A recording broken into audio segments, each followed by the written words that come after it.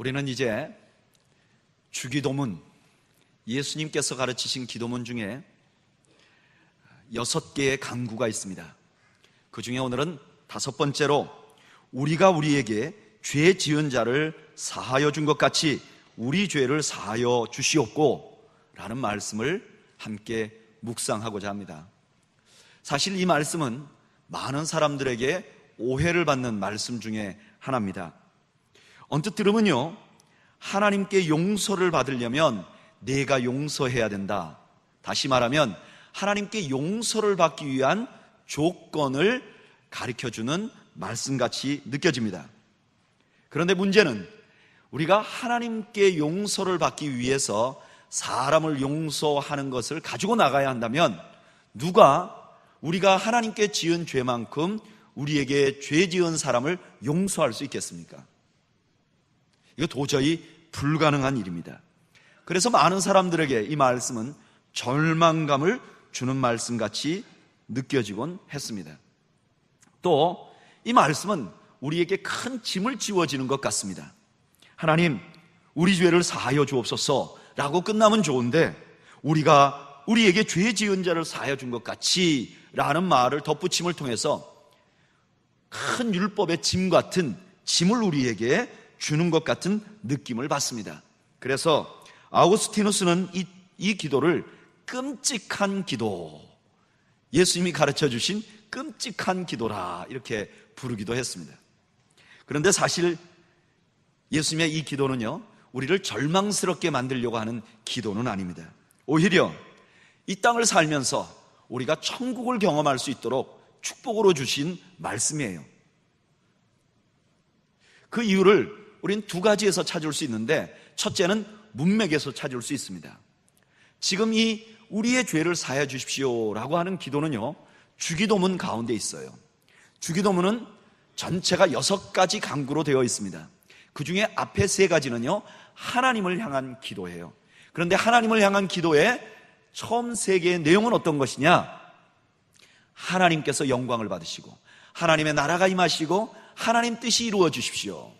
다시 말하면 이 3가지 모두가 하나님의 통치에 관한 것이에요. 하나님의 나라가 이 땅에 임하는 것에 관한 것이에요. 좀 더 쉬운 말로 설명하면 이 땅에 사는데 천국이 우리 가운데 임하게 해달라고 하는 그런 간구라고 말할 수 있어요. 그리고 4번째 기도는 사람들을 향한 기도의 첫 번째 기도인데, 그 기도는 무엇이죠?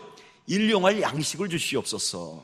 이 일용할 양식을 주시옵소서 하는 기도는 어떤 기도냐? 우리에게 필요한 양식의 주권이, 우리에게 양식이 오는 것의 주권이 하나님께로부터 온다.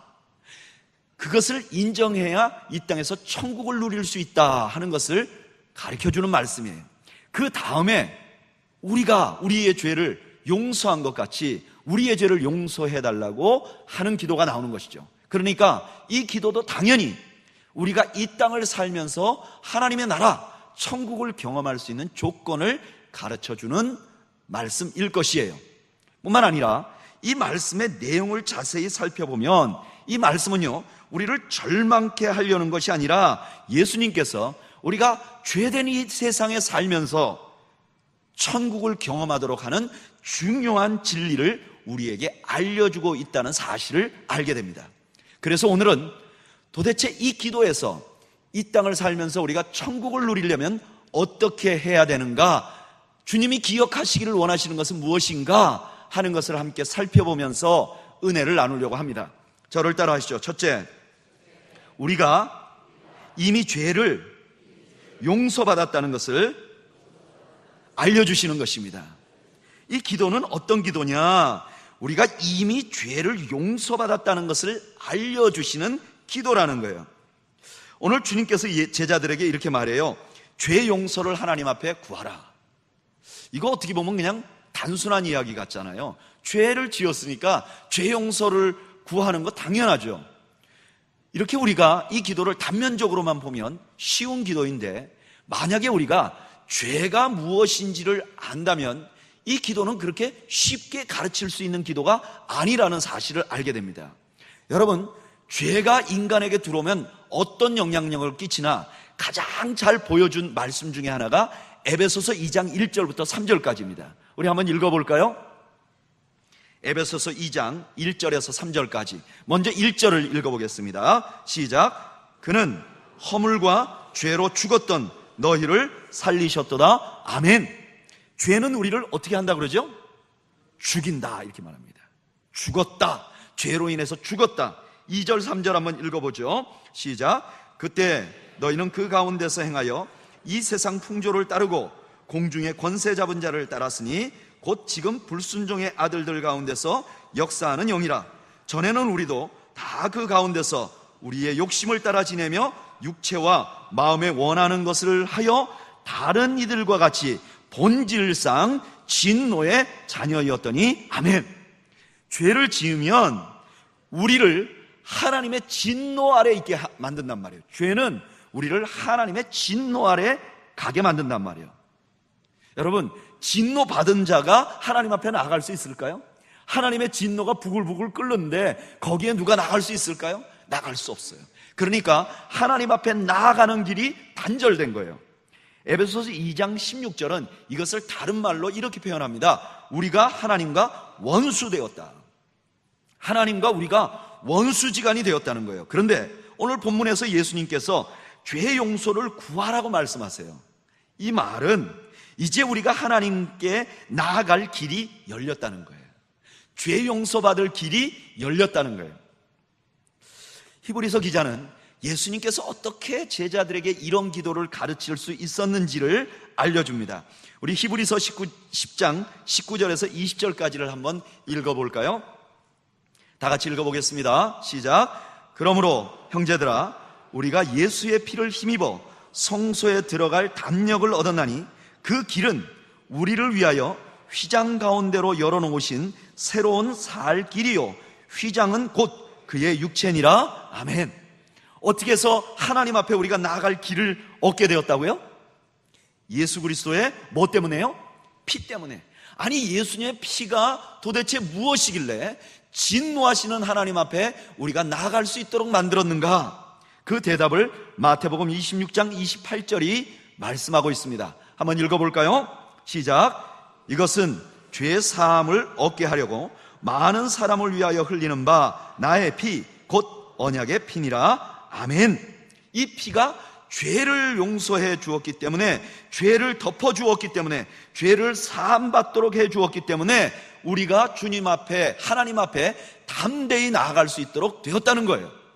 그러니까 지금 제자들에게 너희가 죄 용서를 받도록 하나님께 구하라고 하신 예수님의 말씀은 이미 예수님께서 제자들이 죄 용서받는 기도를 할 수 있도록 길을 열어놓았다는 거예요. 예수님께서 피 흘려서 우리의 죄를 다 용서하셨기 때문에 죄 용서의 기도를 드릴 수 있게 되었다는 것입니다. 여러분, 이것은 이 땅을 사는 성도들에게, 이 땅을 사는 사람들에게 너무너무 중요합니다. 누구든지 이 땅을 사는 사람이 죄 문제를 해결하지 못하면 하나님의 나라를 누리지 못합니다. 바울은 뭐라 그러냐? 그 죄와 허물로 우리가 어떻게 했다고 그랬죠? 죽었다고 말합니다. 여러분, 우리는 죽은 채 살아가는 것입니다. 여기 매 주마다 꽃꽂이를 한 꽃들이 있습니다. 여러분, 이 꽃들이 참 아름다워요. 그런데 이 꽃을 일주일 혹은 2주일, 3주일, 한 달만 그대로 두면 어떻게 될까요? 어떻게 될까요? 시들어요. 왜 그렇죠? 이 꽃이 지금 살아있는 듯 하나 실제로는 어떤 꽃들이기 때문이죠? 죽은 꽃들이기 때문에 그래요. 죽어있기 때문에 시간이 가면 어떻게 돼요? 흉한 모습으로 바뀌게 돼 있어요. 여러분, 우리가 죄 안에 있는 인생은 어떻게 되느냐? 이미 죽어 있습니다. 그래서 시간이 흐르면 흐를수록 나빠져요. 그리고 마지막으로는 추한 모습, 두려운 모습, 더러운 모습이 되는 것이에요. 로마서는 이것을 좀 더 실감나게 이렇게 표현합니다. 로마서 1장 32절 다 같이 읽어보죠. 시작. 그들이 이 같은 일을 행하는 자는 사형에 해당한다고 하나님께서 정하심을 알고도 자기들만 행할 뿐 아니라. 무슨 말이죠? 우리가 죄가 해결되지 않는 사람들은 어떤 사람들이냐? 한마디로 말하면 사형수 같은 사람이라는 거예요.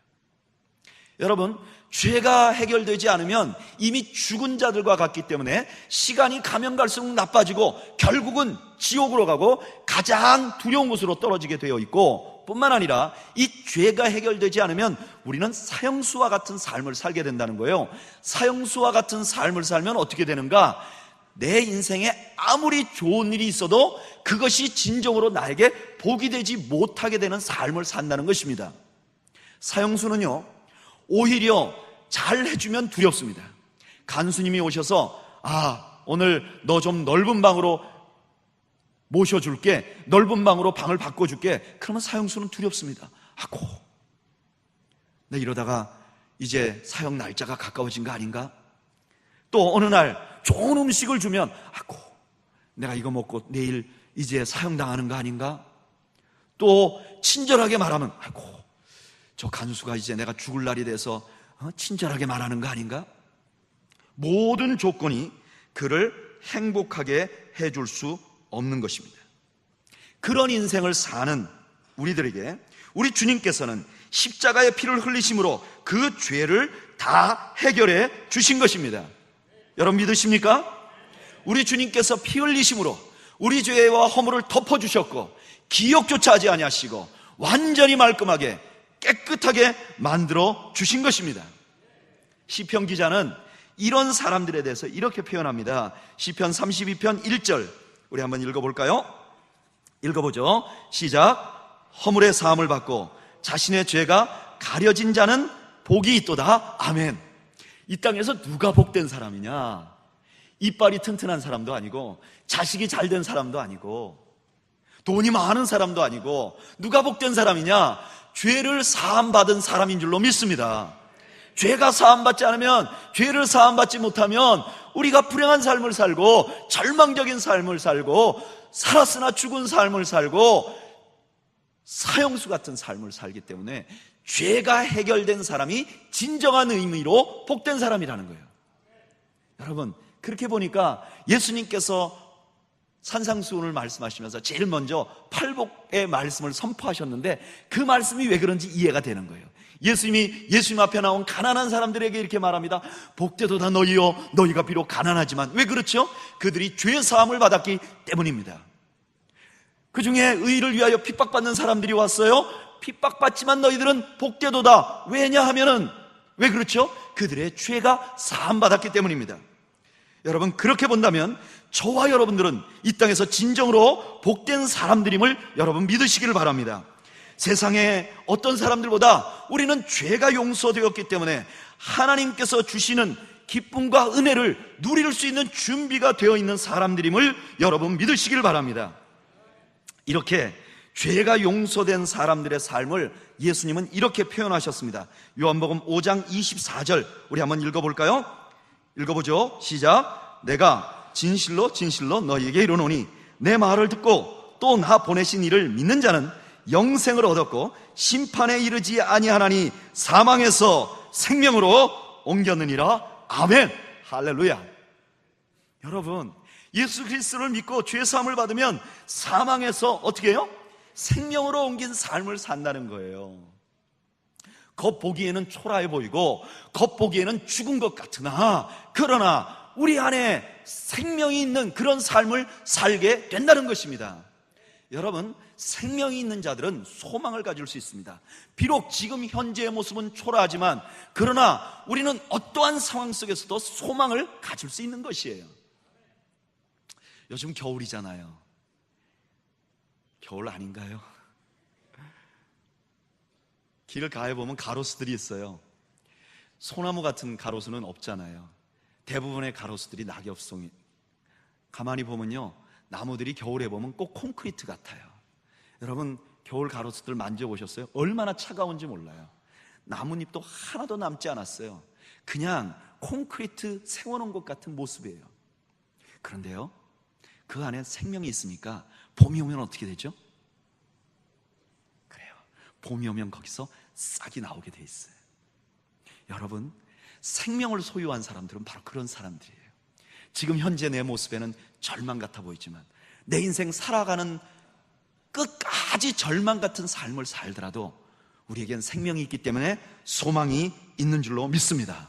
이 소망 때문에 우리가 기뻐지는 거예요. 우리는 언젠가 주님 앞에 서면 생명을 갖게 될 것이다. 그렇게 기뻐지는 거예요. 그래서 우리가 복된 사람이에요. 왜 복된 사람이냐? 우리는 어떤 절망 가운데서도 소망을 가질 수 있기 때문에 복된 자들인 줄로 믿습니다. 오늘 예수님의 이 기도는 우리에게 그걸 가르쳐 주는 거예요. 사랑하는 제자들아, 너희는 이미 죄의 사함을 받았다. 그래서 너희 안에는 생명이 있는 거야. 너희는 결단코 절망할 수 없는 인생을 살게 되는 축복을 누리게 되는 거야. 그러니까 너희들은 복된 자들이야 하는 메시지를 주고 있는 줄 압니다. 저는 바로 이 음성을 여러분들이 모두 들으시는 축복을 누리시기를 주의 이름으로 축복합니다. 두 번째로 저를 따라 하시죠. 죄 용서 받을 필요가 있다는 것을 알려주는 것입니다. 예수님께서 죄 용서를 구하라고 말씀하신 것은 우리가 날마다 죄 용서를 받아야 할 필요가 있다는 것을 알려주는 거예요. 여러분, 그런데 좀 하나 이상한 게 있어요. 왜냐? 예수님께서 우리의 죄를 다 용서하셨다면 그러면 우리의 죄가 다 해결됐잖아요. 그런데 우리가 왜 또 죄 용서를 구해야 하죠?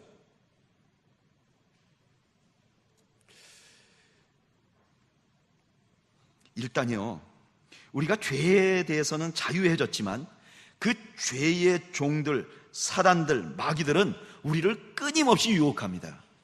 베드로전서 5장 8절에 보면 이렇게 말해요. 근신하라 깨어라, 너희 대적 마귀가 우는 사자같이 두루다니며 삼킬 자를 찾나니. 그리고 우리 자신들도요, 이미 구원받아서 죄 용서함을 받았는데도 불구하고 우리는 연약한 육체를 가지고 있고 죄성이 우리 안에 여전히 있기 때문에 유혹이 오면 종종 넘어져요. 디모데후서 2장 26절에 이렇게 말합니다. 그들로 깨어 마귀의 올무에서 벗어나 하나님께 사로잡힌 바 되어 그 뜻을 따르게 하실까 함이라.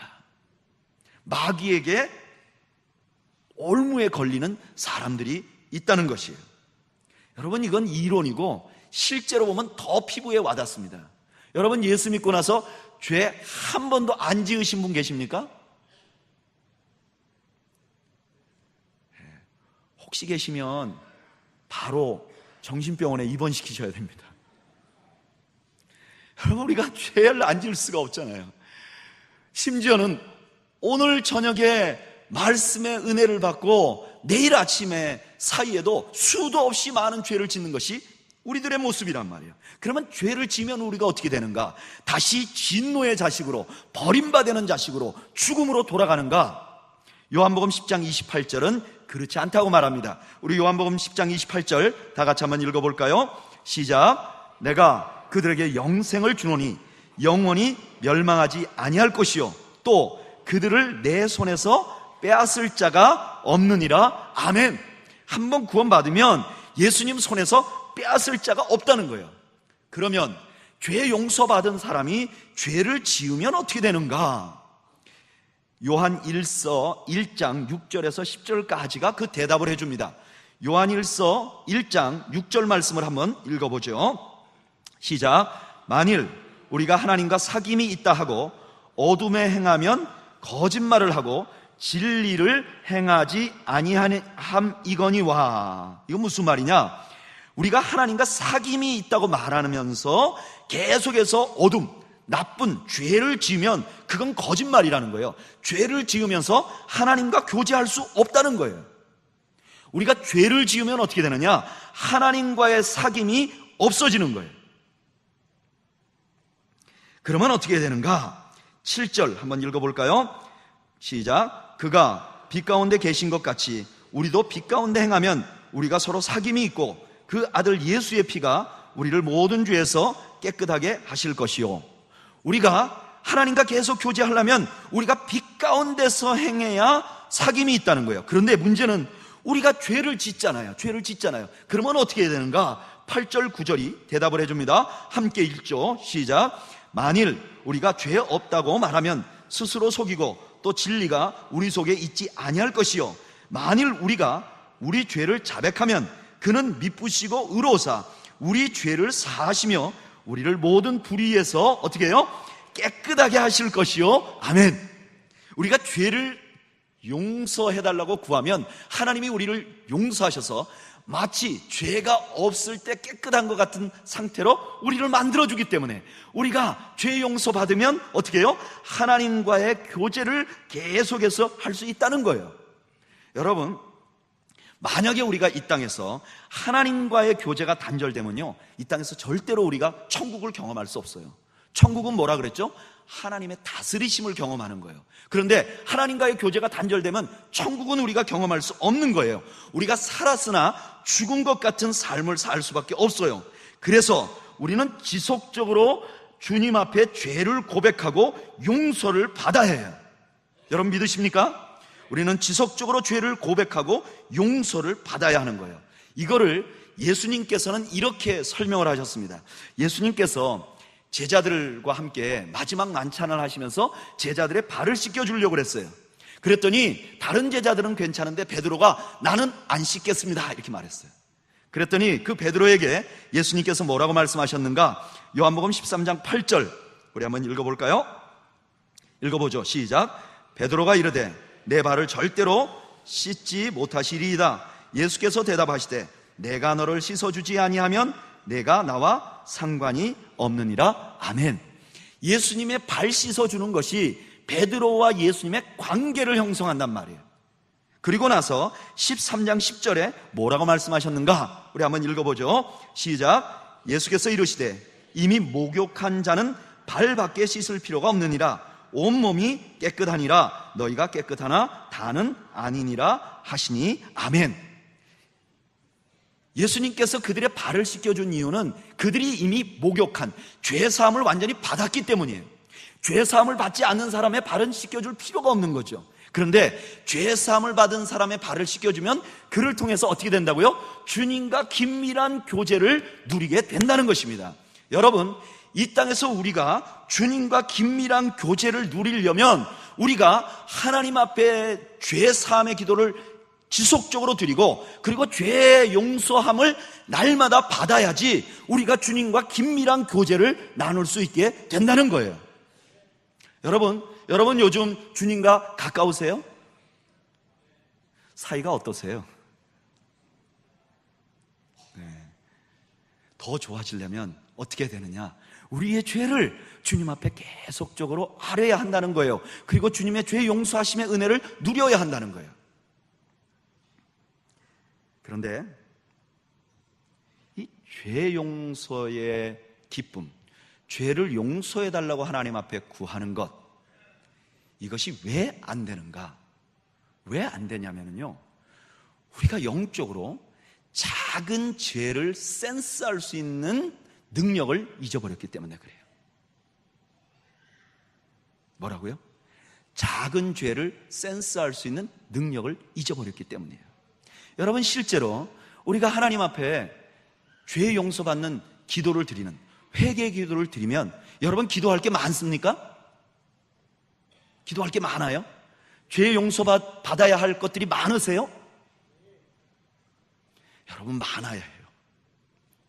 회개 기도하자고 하면 얼마 기도 못하는 사람들이 많아요. 왜냐? 자기가 얼마나 죄인인지 모르는 거예요.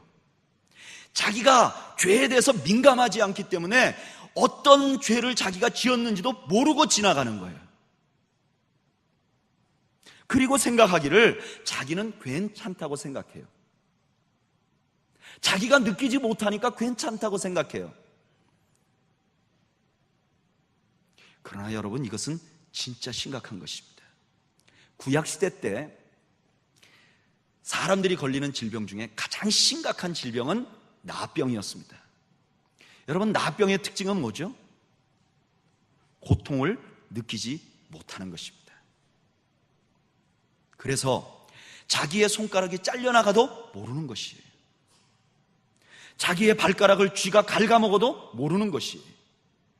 그렇기 때문에 그 질병이 가장 심각한 질병입니다. 세상에는 죄를 짓지 않는 사람이 없어요. 그런데 내가 눈을 감아도 내 죄가 구체적으로 생각나지 않는다면 이것은 괜찮은 게 아닙니다. 내가 남들이 말하는 큰 죄를 짓지 않았기 때문에 괜찮다. 내가 저 사람보다는 더 헌신된 삶을 살기 때문에 괜찮다. 내가 주님 앞에 특별한 잘못을 하지 않고 매주일 예배드리고 매주일 봉사하기 때문에 괜찮다고 생각하는 분들이 얼마나 많은지 모릅니다. 그러나 그것은 괜찮지 않습니다. 그것이야말로 가장 심각한 상황에 있다는 증거인 것입니다. 저는 여러분들이 죄를 민감하게 발견할 수 있는 능력을 회복하기를 주의 이름으로 축원드립니다. 이것이야말로 축복이 될 거예요. 왜냐? 죄에 대한 민감함을 가지고 날마다 작은 죄를 가지고 씨름하고 그 세밀한 죄 때문에 하나님 앞에 가슴 아파하고 회개하면 그때 우리의 구원의 은혜가 회복되는 거예요. 저는 목회하면서 이런 생각을 많이 했어요. 많은 성도들과 또 목회자들도 그러죠. 목사님, 제가 처음 예수 믿었을 때는 참 마음이 뜨거웠습니다. 그때는 구원의 은혜가 너무너무 뜨거워서 참 기도할 때마다 눈물이 나왔는데 요즘은 좀 그렇지 않은 것 같아요. 신앙생활이라는 게 시간이 지나면 좀 쉽게 되어 있는 것 같습니다. 아니요. 신앙생활은 시간이 지나면 지날수록 식는 게 아니라 더 뜨거워져야 하는 것입니다. 그런데 왜 식느냐? 죄를 용서받은 그 기쁨을 왜 잊어버리느냐? 왜냐하면 우리가 날마다 내가 스스로 짓는 자범죄를 가지고 주님 앞에 나가서 기도하고 용서받는 기쁨을 잊어버리니까 그 원래 우리에게 주신 은혜를 자꾸 잊게 되는 거예요. 반대로 우리가 작은 죄를 가지고 주님 앞에 몸부림치다가 주님께서 용서하시는 평안과 기쁨을 누리게 되면 그 기쁨이 과거 처음에 내가 예수 믿었을 때 그 감격을 기억나게 하고 회복시키게 하는 은혜가 있는 것입니다. 오늘 예수님께서 우리의 죄를 용서해 주십시오라고 기도하라는 그 기도는 오늘 우리가 이 땅을 살면서 우리를 구원하여 주신 구원의 은혜를 날마다 회복하도록 만들어주시는 축복인 줄로 믿으시길 바랍니다. 이 구원의 감격을 가지고 살아가는 동안 우리는 이 땅에서 천국을 경험할 수 있는 거예요. 하나님의 통치를 날마다 경험할 수 있는 거예요. 저는 여러분들의 죄를 가지고 주님 앞에 나가 죄 용서받는 은혜를 누림을 통해서 여러분들 자신이 날마다 천국에 사는 죄 용서받은 처음의 감격을 잊지 않는 축복을 누리시기를 주의 이름으로 축원드립니다. 세 번째로 이 기도가 무엇을 가르치는가? 어떤 진리를 알려주는가? 저를 따라 하시죠. 우리가 죄를 용서해야 한다는 것을 알려주시는 것입니다. 오늘 이 기도는 우리말 성경에는 우리가 우리에게 죄 지은 자를 사하여 준 것 같이 우리 죄를 사하여 주옵소서 이렇게 순서로 되어 있지만 헬라어에는 우리의 죄를 용서해 주십시오, 마치 우리가 우리의 죄를 용서한 것 같이 라는 순서로 되어 있습니다. 만약에 앞에 말만 있었으면 괜찮아요. 하나님 우리의 죄를 용서해 주세요. 그런데 뒷말이 붙어서 많은 사람들이 오해를 하는 것이죠. 그러면 이 뒤에 있는 말씀의 의미는 무엇인가? 왜 주님께서는 우리가 우리에게 죄 지은 자를 사하여 준 것 같이라는 말씀을 하셨을까? 우리가 그 말씀의 의미를 살펴보려면요, 이 말씀과 굉장히 유사한 말씀이 있는데 그 말씀이 어떤 의미인가를 살펴보면 알 수가 있겠죠. 이 주기도문에 나오는 이 기도와 매우 유사한 말씀이 마태복음 18장 35절에 나옵니다. 우리 한번 읽어볼까요? 읽어보죠. 시작. 너희가 각각 마음으로부터 형제를 용서하지 아니하면 나의 하늘 아버지께서도 너희에게 이와 같이 하시리라. 아멘. 이 말씀이 오늘 주기도문에 있는 예수님의 기도와 매우 유사합니다. 그러면 이 말씀은 어떤 의미가 있는가?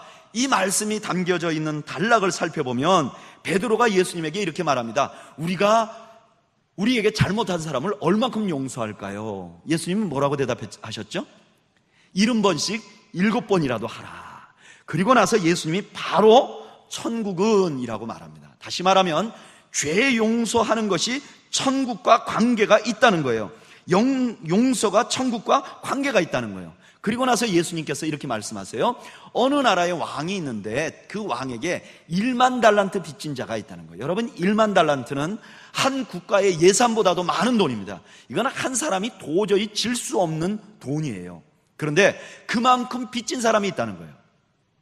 그런데 이 사람이 이 빚을 갚으려면 도저히 방법이 없고 자식이나 처를 모두 다 노예로 팔아도 안 되는 거예요. 왕이 자비롭게 그 빚을 탕감해 줬어요. 근데 이 사람이 나가서 자기에게 얼마요? 100데나리온 빚진 사람의 멱살을 잡고 돈 내놓으라 한단 말이에요. 그랬더니 그걸 보고 그 임금이 그에게 뭐라 그랬느냐? 마태복음 18장 33절, 우리 다 같이 한번 읽어보죠. 시작. 내가 너를 불쌍히 여김과 같이 너도 내 동료를 불쌍히 여김이 마땅하지 아니하냐 하고. 이것은 무슨 의미인가?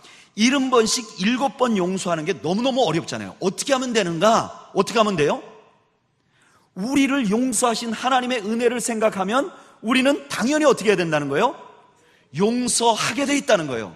용서는 어떻게 하게 돼 있느냐? 하나님의 은혜를 받은 사람이 하게 돼 있다는 거예요. 그리고 우리가 그런 용서의 사명을 감당하면 우리가 살아가는 세상이 뭐가 된다는 거예요? 천국이 된다는 거예요. 천국이 된다는 거예요. 그러면 예수님께서 왜 이렇게 용서가 천국이 오게 하는 중요한 요소라고 말씀하셨을까? 찰스 스탠리 목사님이라고 미국의 유명한 설교가입니다. 그런데 이 목사님이 최근에 책을 하나 썼어요. 그 책의 제목이 지뢰입니다. 지뢰. 제목이 지뢰예요. 이게 무슨 내용이냐? 목사님이 우리가 신앙생활하면서 우리 인생을 살면서 우리 인생을 파괴하는 지뢰와 같은 요소들이 좀 있다는 거예요. 그 요소 중에 이분은 한 가지 중요하게 꼽는 것 중에 하나가 무엇이냐면 용서하지 못함입니다. 이 목사님은 뭐라고 말씀하시냐면 우리가 용서하지 못함으로 우리의 삶을 파괴하고 있다고 말해요. 그 증거로 이렇게 말합니다. 사람들은 용서하지 않음으로 분노의 노예로 살고 있다. 내가 용서하지 않으면 그 사람이 노예로 사는 게 아니라 용서하지 않는 내가 분노의 노예로 살고 있다. 뿐만 아니라 이렇게 말씀하세요. 용서하지 못한 사람이 용서한 사람보다 훨씬 더 고통스럽게 지낸다. 그러니까 이 용서하지 못함이 우리 인생을 파괴해버린다고 말씀하는 거예요. 또 하나, 용서하지 못하는 것이 하나님과의 관계, 하나님의 은혜에 이르지 못하게 한다고 말씀하십니다. 그러면서 히브리서 12장 14절에서 15절까지를 인용합니다. 우리 한번 읽어볼까요? 히브리서 12장 14절 15절 읽어보죠. 시작. 모든 사람과 더불어 화평함과 거룩함을 따르라. 이것이 없이는 아무도 주를 보지 못하리라. 너희는 하나님의 은혜에 이르지 못하는 자가 없도록 하고 또 쓴뿌리가 나서 괴롭게 하여 많은 사람이 이로 말미암아 더럽게 되지 않게 하며. 아멘. 우리가 용서하지 않으면 우리의 인생이 파괴되는 것과 또 하나, 우리의 주님의 은혜가 우리에게 이르지 못하게 만든다는 거예요. 그러니까 이 땅에서 예수를 믿어도 하나님의 은총을 누리지 못하게 만드는 요소가 뭐냐? 용서하지 못함이라는 거예요. 그러면 어떻게 하면 용서를 할 수가 있을까? 저는 여러분들에게 세 가지 아이디어를 드리고 싶습니다. 첫째는 저를 따라 하시죠. 복수할 권리는 아무에게도 없다. 여러분, 성경에 보면 복수할 권리를 우리에게 주시지 않습니다. 구약 성경에는 복수할 권리를 주는 것 같이 보이지만 실제로 그것도 복수를 하지 않도록 제한하도록 하기 위한 율법이었고요. 신약 성경에 오면 우리가 갚지 말라고 하나님이 말씀하세요. 대신에 하나님께서는 강력하게 우리에게 용서하라고 말합니다. 여러분, 용서는 하나님의 명령이에요. 그래서 용서하지 않으면 하나님 앞에 정면으로 대적하는 것입니다. 어떤 사람이 나에게 참 못할 짓을 했어요. 정말 이 사람이 나에게 이러면 안 되는데 그런 일을 했어요. 그래서 내가 이 사람을 용서할 수가 없어요. 정말 용서할 수가 없어요. 누가 들어도 저 사람을 용서할 수 없다는 것을 인정하는 일이었어요. 그런데 주님 앞에 가면 주님이 누구를 책망한다고요? 누구를 책망한다고요? 나를 책망하는 거예요. 왜요? 그 사람은 잘못을 했는데 그 잘못은 그냥 잘못인데 우리의 잘못은 무슨 잘못이에요? 하나님의 명령을 알고도 정면으로 대적하고 불순종한 거예요. 두 번째로 저를 따라 하시죠. 은혜가 용서의 근거임을 기억해야 합니다. 여러분, 용서의 근거는 그 사람이 나에게 사과하는 것이 아닙니다. 용서의 근거는 하나님께서 내게 주신 은혜인 것이죠. 예수님께서 마태복음 18장에서 말씀하신 게 그거잖아요. 너는 1만 달란트 빚진 빚을 탕감받은 사람이야. 그러니까 너는 가서 용서해야 된다라고 말하는 거예요. 여러분, 우리가 용서하지 못하는 이유가 뭐냐? 저 사람이 용서할 만한 짓을 안 해요. 여러분, 용서해보면 그런 일을 종종 겪게 됩니다. 저는 그런 경험을 가끔 해봐요. 내가 가서 그분에게 내가 너의 죄를 용서할게. 네가 나에게 한 거 내가 용서할게. 그러면 상대방이 뭐라 그러죠? 나를 용서해줘서 고마워. 그러는 게 아니라 뭐라 그러죠? 나만 잘못한 줄 알아? 나도 할 말 있는데 참고 있는 거야. 이렇게 말하는 거예요. 그러면 용서하고 싶어지나요? 하고 싶지 않아지나요? 하고 싶지 않아지죠. 근데 성경은 뭐라고 말하느냐? 그렇게 해서는 안 된다는 거예요. 우리가 용서하는 이유가 그 사람이 사과했기 때문이 아니라 그 사람이 잘못을 뉘우쳤기 때문이 아니라 어떻게 해야 된다는 거예요? 하나님이 나를 용서했기 때문에 내가 용서해야 된다는 거예요. 그러면 누가 먼저 용서를 빌어야 할까요? 은혜 받은 사람이 용서 먼저 빌어야 되는 줄로 믿습니다. 내가 잘못했기 때문이 아니라 내가 은혜를 더 받았으면 가서 사과하는 게 맞는 것입니다. 내가 은혜를 더 받았으면 내가 사과를 받아내야 하지만 가서 사과해야 하는 것이죠. 세 번째로 저를 따라 하시죠. 때로는 다른 사람에게 용서를 빌므로 용서하는 것이 필요합니다. 무슨 얘기인지 아시겠습니까? 때때로 우리가 다른 사람에게 찾아가서 내가 잘못했다고 용서를 빌므로 그 사람을 용서하는 것이 필요하다는 거예요. 많은 사람들이 이러한 용서 방법을 모르기 때문에 용서를 못하는 거예요. 내가 가서 그에게 내가 잘못했다고 말하는으로 그 사람을 용서할 수 있는 방법이 있다는 거예요. 아까 말씀드렸던 이 찰스 스탠리 목사님은 이런 간증이 있더라고요. 이분의 어머니가 재혼을 하셨어요. 그런데 그 아버지가 굉장히 성품이 나쁜 분이었어요. 그래서 그 어머니와 자기를 사정없이 때리는 거예요. 이분이 훌륭한 목사님이 됐는데도 그것이 너무너무 어려운 거예요. 그것이 그 아버지를 향한 미움이 너무너무 큰 거예요. 그래서 자기가 너무너무 괴로운 거예요. 그래서 이분이 결단을 합니다. 나이가 많이 들었고 자기의 새아버지도 나이가 많이 들었을 때 그 아버지에게 찾아갑니다. 그리고 이 찰스 스탠리 목사님은 이렇게 말합니다. 아버지, 내가 이제까지 아버지를 미워했던 것을 용서해 주세요. 그러니까 그 아버지가 나는 용서를 받을 자격이 없다. 내가 너에게 용서를 빌어야지. 화해가 이루어지는 거예요. 그런데 반대로 찰스 스탠리 목사님이 그 아버지에게 찾아가서 아버지, 나에게 그동안 잘못한 거 용서 비세요. 그러면 내가 용서해 줄게요. 그럼 관계가 열렸을까요?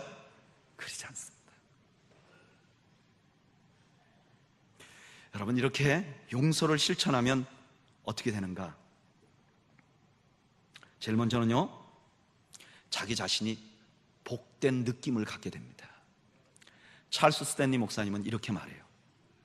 자기 새아버지를 용서하고 나서 자기에게 생긴 변화가 있는데 그것이 무엇이냐면 그때야 비로소 하나님 아버지의 사랑과 내 주변에서 나를 사랑하는 사람들의 사랑을 받아들일 수 있게 되었다.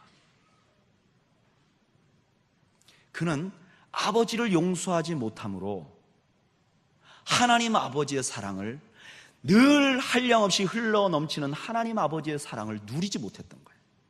주변에서 자기를 아끼고 사랑했던 사람들의 사랑을 누리지 못했던 거예요. 그런데 용서함으로 하나님 아버지의 사랑과 이웃의 사랑을 경험할 수 있게 된 것이죠. 뿐만 아니라 우리가 용서를 하면 그곳에 하나님의 나라 천국이 임합니다.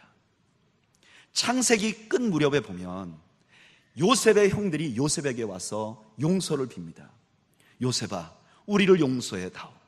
그런데 요셉 입장에서는 용서하고 싶지 않은 사람들입니다. 자기를 죽였던 사람들이죠. 자기를 죽이려고 시도했던 사람들이죠. 자기 인생을 망가뜨린 사람들이죠. 그런데 그때 요셉이 뭐라 그러죠? 형들은 염려하지 마십시오. 내가 누구를 대신하리까? 하나님을 대신하리까? 당신들은 나에게 뭐를 행하였으나? 악을 행하였으나 하나님은 이것을 오늘날 같이 우리 모든 가족들을 살리는 선으로 만들어 주셨습니다 라고 대답을 합니다. 요셉의 용서를 통해서 그 가족들이 화목해지고 천국 같은 것을 경험하게 됩니다. 여러분, 많은 사람들은 이 정도까지 봅니다. 그런데 한꺼풀을 더 벗겨보면요, 만약에 요셉이 그때 그의 형들을 다 징계를 했다면, 죽였다면 어떻게 됐을까요? 그 형들 중에 유다의 자손에 예수 그리스도가 이 땅에 나셨어요.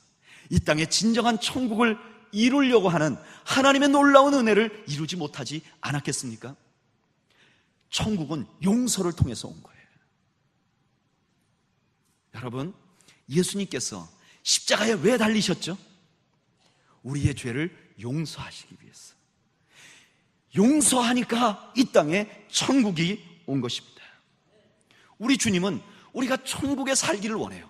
그런데 용서하지 않으니까 천국에 못 사니까 주님께서 우리가 우리의 죄를 용서한 것 같이 우리의 죄를 용서하십시오라고 기도함을 통해서, 용서를 통해서 우리가 천국을 경험하도록 주님께서 촉구하고 계시는 것입니다.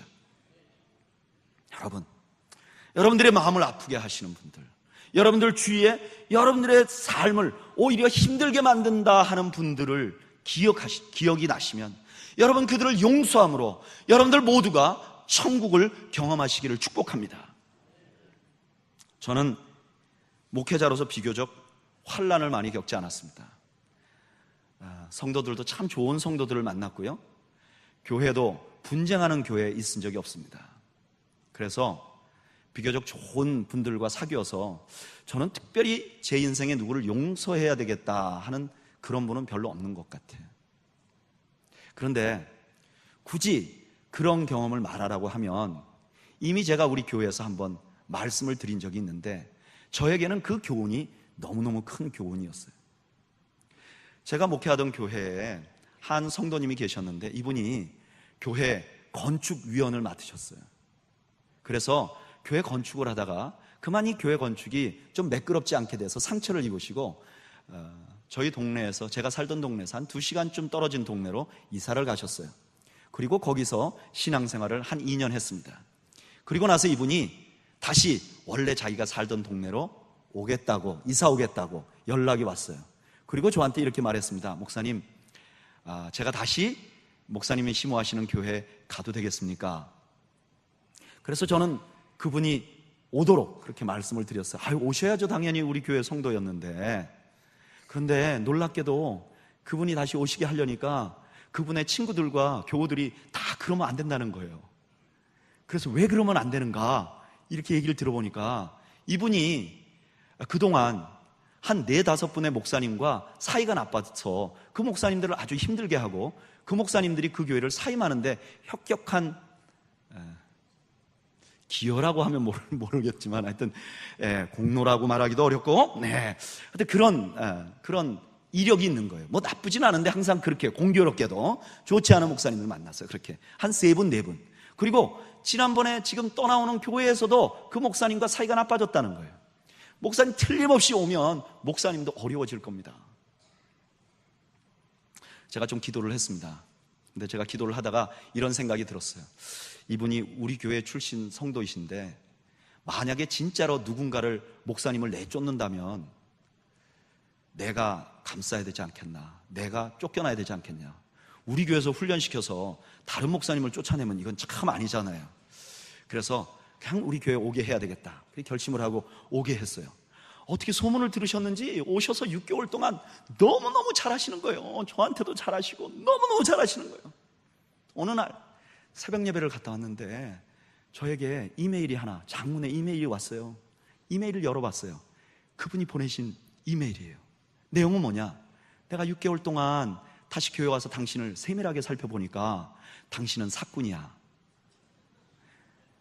나는 당신 같은 사람을 살펴보라는 하나님의 사명을 주셨어. 조심해. 내가 그냥 두지 않겠어. 제가 컴퓨터를 던질 뻔했습니다. 너무너무 화가 나는 거예요. 억울한 거예요. 왜냐? 제가 그 교회에 6년 있으면서 한 번도 저의 사례비에 대해서 말한 적이 없거든요. 그 교회 갈 때도 마찬가지고. 그런데 다른 말은 괜찮은데 나보고 사꾼이라니, 이거는 말이 안 된다. 얼마나 가슴이 아픈지. 바로 새벽 기도 끝나고 다시 강대에 올라갔어요. 기도했어요. 하나님, 나하고 억울한데 어떻게 하면 좋아요? 하늘에 혹시 벼락 같은 거 남은 거 있으면 하나 쓰시면 어떨까요? 뭐 그렇게 말씀 안 하지는 않았지만 어쨌든 제 마음이 굉장히 괴로웠어요. 눈물이 막 나는 거예요. 너무너무 억울해서. 그 다음부터는 그분을 보기가 싫은 거예요. 정말 보기가 싫어요. 어떻게 해야 될지 모르겠어요. 주일에 오면 그분 앞에 놓고 어떻게 설교를 해야 되나, 너무너무 가슴이 조이는 거예요. 그래서 그 다음날 또 기도하고 또 기도하는데요, 한 3일쯤 기도하니까 제 마음에 희한한 변화가 생기더라고요. 무슨 변화가 생기느냐, 제가 사꾼이 맞더라고요. 제가 사례비 받으니까 사꾼 아닙니까? 그렇죠? 삭스를 받잖아요. 그리고 또 생각해 보니까 사꾼인 거는 문제가 없어요. 뭐가 문제냐? 주인이 되려고 하는 게 문제예요. 목사가 교회 주인이 되려고 하는 게 문제지 사꾼이 되려고 하는 건 아무 문제 없더라고요. 그러고 나니까 그분이 고맙더라고요. 절대로 목사가 교회 주인 노릇하면 안 되는구나, 주님의 사꾼으로 살아야 되는구나, 이 귀중한 진리를 나에게 알려주셨구나. 그렇게 깨달아졌는데도요, 한 하루쯤 필요하더라고요. 하루 지나서 그분 찾아갔어요. 집으로 찾아가니까 놀라시더라고요. 그래서 약간 대화를 하시다가 앉으시라고 그러고 제가 용서를 빌었어요. 제가 얼마나 부족합니까? 저를 용서해 주십시오. 그리고 저를 끝까지 지켜보신다 그러는데 꼭 지켜봐 주십시오. 제가 나쁜 짓 하나. 너무 고맙습니다. 그리고 제가 아직 젊으니까 저를 도와주고 협력해 주십시오. 나는 당신이 필요합니다. 그리고 기도하자 그랬어요. 키가 크신 분인데 확 끌어안고 기도를 했어요. 그런데 그냥 기도하는데 눈물이 막 나는 거예요. 왜 나는지 모르겠는데 눈물이 막 나더라고요. 또 그분도 막 우시는 거예요.